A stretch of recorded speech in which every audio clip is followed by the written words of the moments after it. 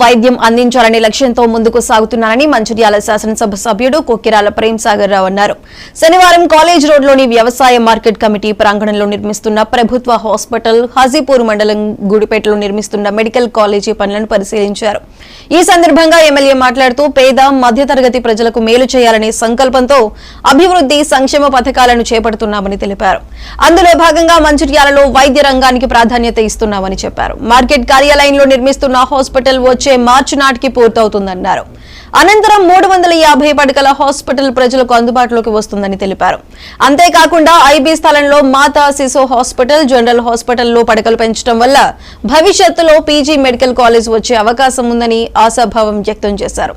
దీంతో మంచిర్యాలలో మెరుగైన వైద్య సేవలు అందుతాయని అన్నారు. ఉన్నత విద్య స్థానికంగా అందించడానికి కృషి చేస్తానని ప్రేమ్ సాగర్ రావు స్పష్టం చేశారు.